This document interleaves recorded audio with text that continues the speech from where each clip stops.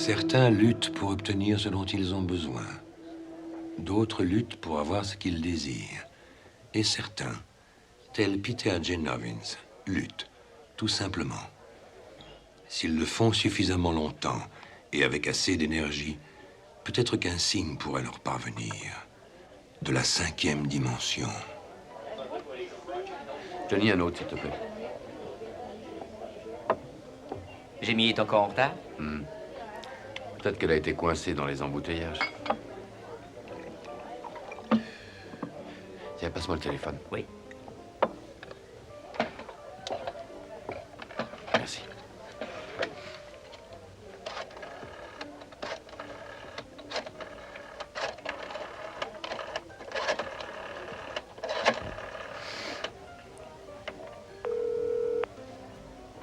Oh, quel imbécile. Pourquoi? Au lieu de faire le numéro de bureau de Jamie, je viens de composer mon numéro. Tu te rends compte? Allô? J'ai dû faire un faux numéro, excusez-moi, monsieur. Quel numéro demandez-vous?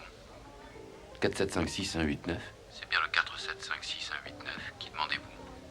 Non, je me suis trompé, c'est une erreur. Ça ne peut pas être le 4756-189. Si, c'est bien mon numéro. À qui voulez-vous parler? À personne, je n'ai appelé personne à ce numéro. Si, certainement. Attendez un peu. Est-ce que vous êtes sûr que vous êtes bien le 4756-189? Je connais quand même mon numéro, mon vieux. Qui est à l'appareil? Peter Novins? Et vous, qui êtes-vous? Je suis Peter Novins.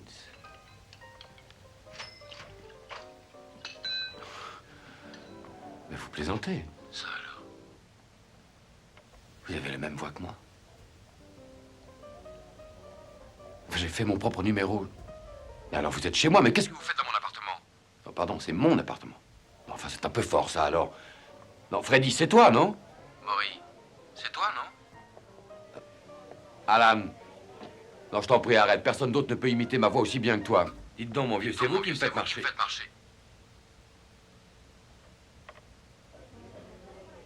Non, attendez une minute. Attendez une minute. Moi, je suis ici. Donc, il n'y a personne dans mon appartement.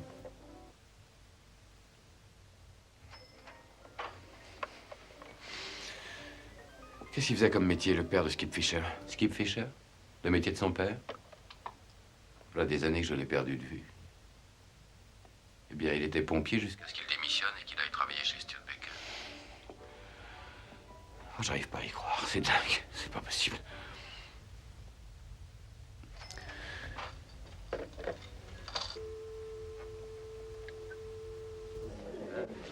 Ça va? Tout va bien, monsieur Novins?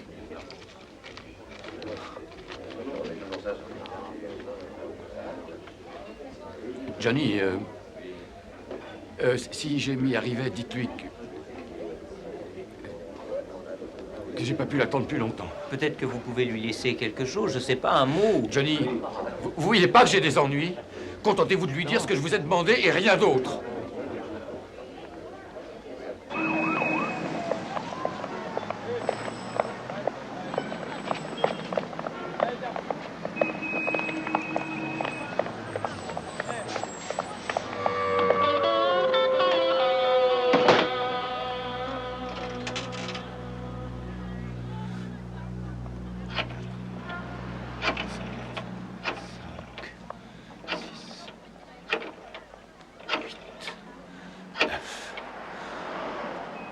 Réponds pas. Il n'y a personne. T'entends, il n'y a personne, idiot. Réponds pas. Allô? C'est encore moi. Peter Novins. C'est vous qui le dites? Non, c'est pas vrai. Dites-moi qui vous êtes. Peter J. Novins. C'est moi. Je vous assure. Vous ne pouvez pas exister. Que voulez-vous que je réponde? J'existe, je suis moi. Qui êtes-vous?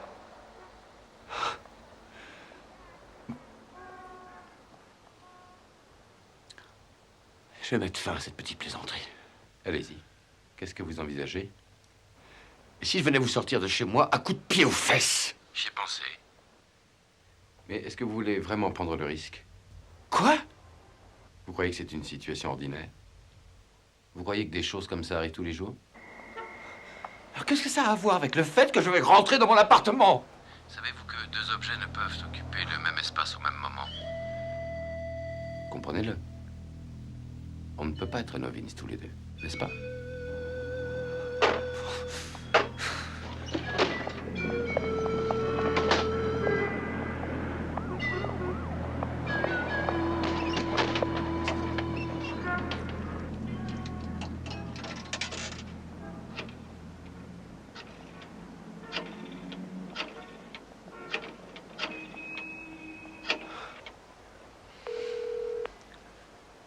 Allez, vas-y!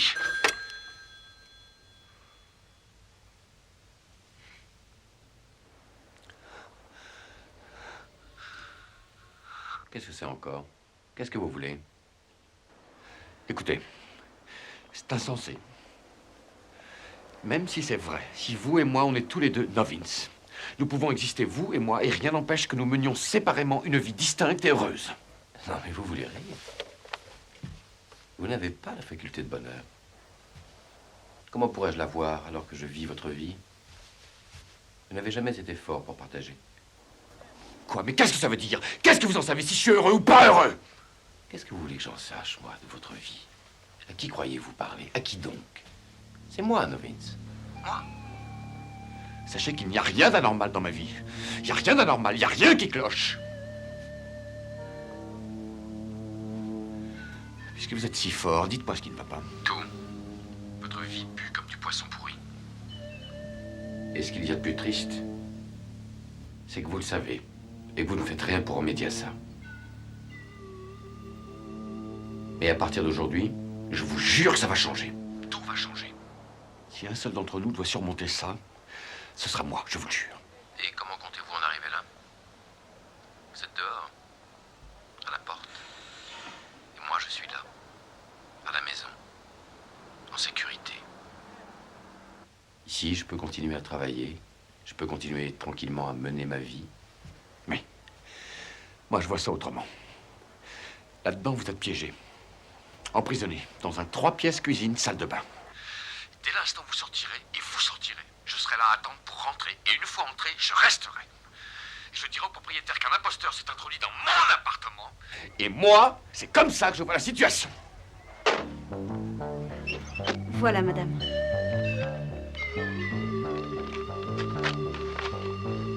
Voilà, j'aimerais fermer mon compte, s'il vous plaît. Bien, monsieur. Pour ce qui est du solde, je le prendrai en liquide. Vous allez transférer cet argent sur un autre compte? Non, en fait, c'est dans une autre banque que je vais le transférer. J'espère que vous n'avez pas été déçu de nos services. Non. Non, c'est d'ordre personnel. Vous m'avez très bien compris. J'en ai assez de votre magasin. Je commence à plus pouvoir supporter vos conneries. Entrez. Votre marchandise est dégueulasse. Vos prix, c'est à la gueule du client. Et votre livreur, le moins qu'on puisse dire, c'est qu'il a une patate à la place du cerveau. Passez de vous comme client. Oui, excellent. Ça m'en service, ça m'arrange.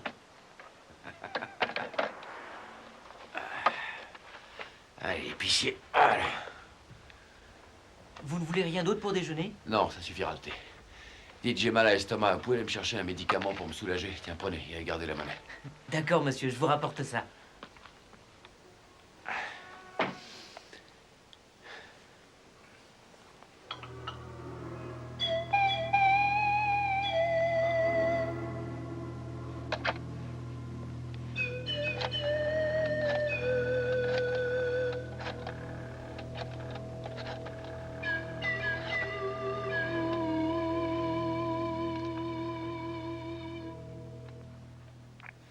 Oui, c'est moi.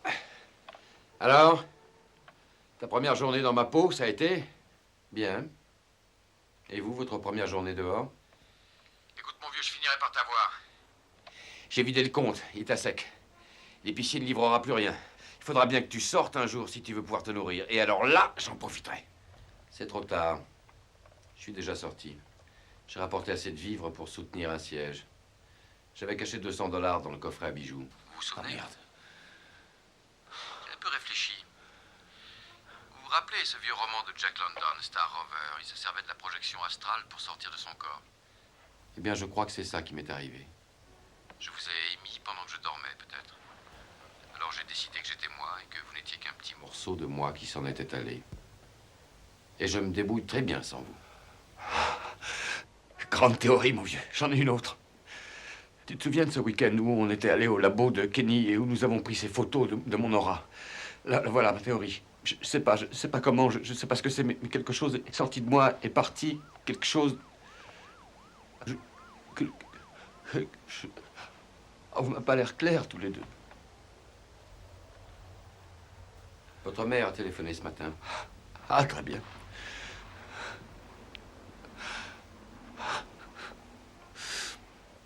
Qu'est-ce qu'elle voulait? Elle savait que vous lui aviez menti lors de votre visite lorsque vous aviez prétendu devoir partir plus tôt que prévu. Elle a appelé ici et le service des abonnés absents lui a transmis le téléphone de l'hôtel où vous étiez à Miami. Eh ben, il manquait plus que ça. Enfin, tu la connais, tu sais comment elle est. Et si j'étais resté, je serais devenu dingue. Et qu'est-ce qu'il fallait que je fasse? Je suis parti qu'une journée plus tôt. Elle a dit qu'elle vous aimait et qu'elle vous pardonnait. Que tout ce qu'elle voulait, c'était que vous partagiez votre vie avec elle. Très bien. J'imagine que tu n'auras rien fait pour arranger l'affaire. Si, au contraire. J'ai fait ce que vous n'auriez jamais fait. J'ai fait en sorte qu'elle vienne vivre avec moi. Quoi? Non, mais t'es complètement piqué. Mais comment je vais m'occuper de cette vieille femme à New York? Mais j'ai mon travail, moi. J'ai plein de rendez-vous, j'ai ma vie à mener. Non, plus maintenant, tout va changer. Vous pouviez peut-être égoïstement la tenir à l'écart, mais pas moi. Elle arrive la semaine prochaine. Non, mais t'es dingue! Oui. Et vous venez de perdre votre mère. Sachez-le bien. Salopard.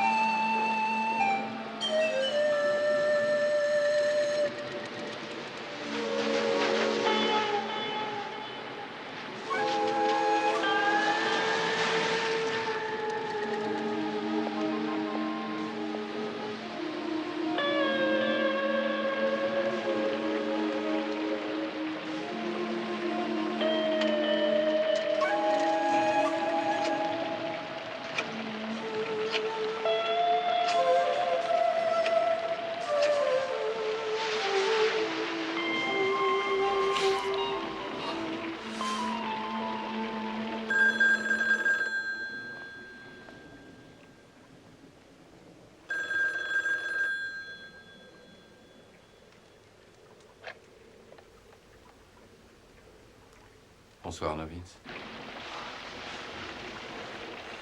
On ne peut pas continuer comme ça. Qu'est-ce qu'il y a? Vous n'êtes pas en forme? C'est rien.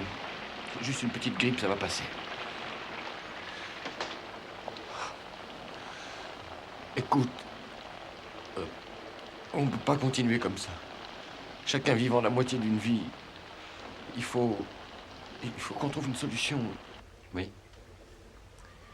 Oui, je sais. J'ai pensé... Peut-être...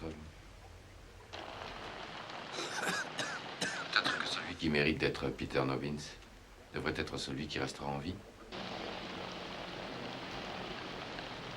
À votre avis, c'est raisonnable? J'en sais rien. Je sais pas. Je suppose que tout le monde sur cette terre a le droit de vivre.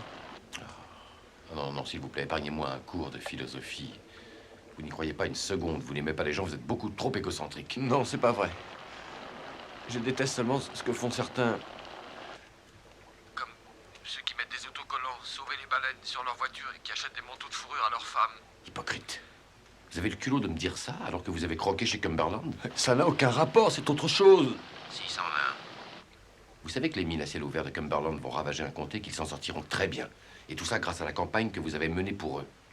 Vous êtes très fort pour la relation publique, mais vous avez la moralité d'un vautour. Mais enfin, chien, mais qu'est-ce qu'il aurait fallu que je fasse, au juste? Enfin, il faut que je gagne ma vie, non? Si ça n'avait pas été moi, ça aurait été un autre. Ouais, parce que toi, tu aurais refusé. C'est ce que j'ai fait, justement. Il se trouve que je les ai appelés ce matin en leur disant d'aller se faire foutre. J'ai mal à la tête. Enfin, mais pourquoi est-ce que tu me fais ça? Et vous n'avez pas compris, Novins. Vous avez fait ça vous-même.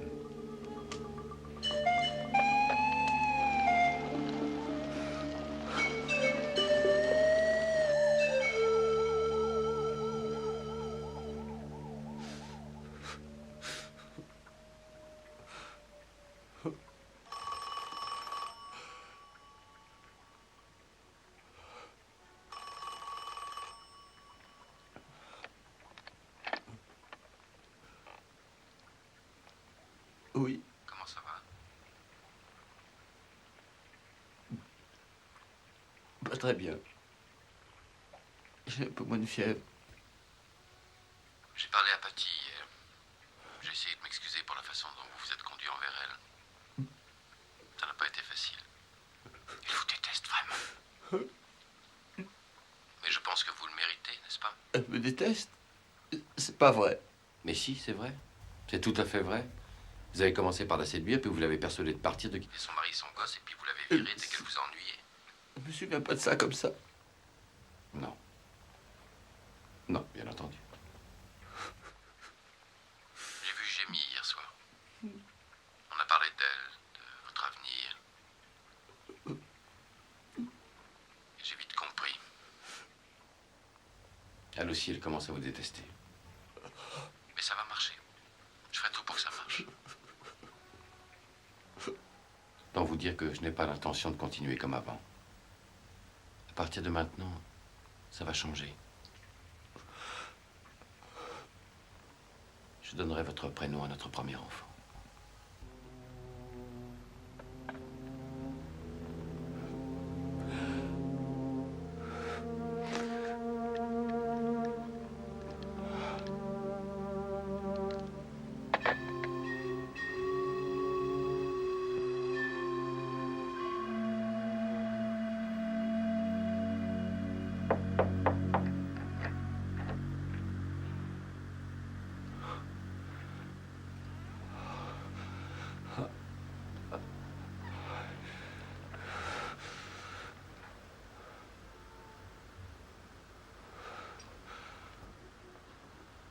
Il commence à faire moins froid dehors.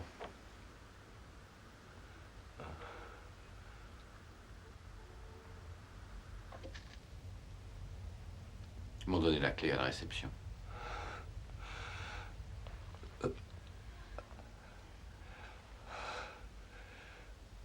Elle a fatigué, Peter. Oui. Et je dois avouer que j'ai pas été moi-même ces derniers temps. C'est bien. Alors, si tu commences à l'accepter, ça va t'aider.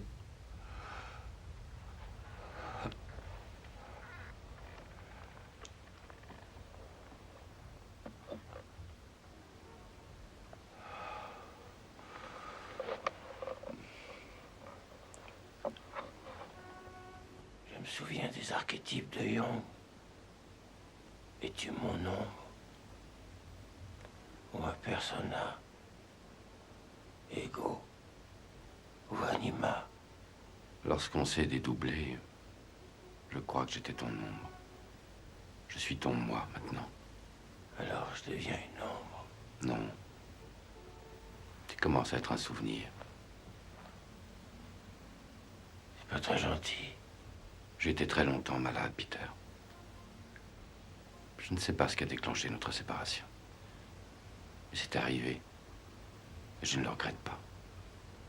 Autrement, j'aurais été toi jusqu'à la mort. Ça aurait été une vie dégueulasse. Et une mort pitoyable. Je peux pas revenir en arrière. Ça se passe bien avec Jamie. Oui. Mardi, maman va venir. J'ai eu un entretien avec le docteur. Elle n'en a plus pour longtemps. Mais quoi qu'il arrive, je suis fermement décidé à rattraper les 25 dernières années que tu lui as gâchées. Depuis la mort de papa. Très bien. Écoute, je suis seulement passé ici. Pour savoir si tu avais un souhait. Quelque chose que tu aurais voulu. Si les choses avaient été différentes.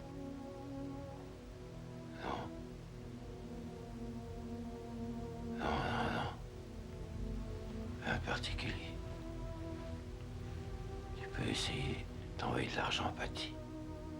Pour le gosse. Ça peut l'aider. Je m'en suis déjà occupé. J'espérais que tu aurais eu cette pensée. C'est bien. Merci. Faut rien d'autre? Bon. Il faut que je parte. Oui. Bien. Prends soin de moi.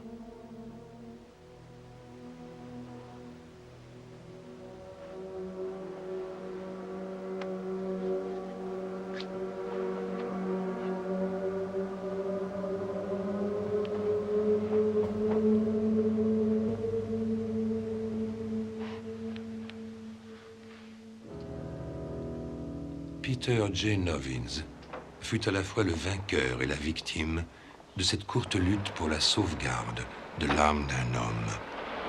Un homme qui s'est perdu et s'est retrouvé sur un champ de bataille désert, quelque part dans la 5e dimension.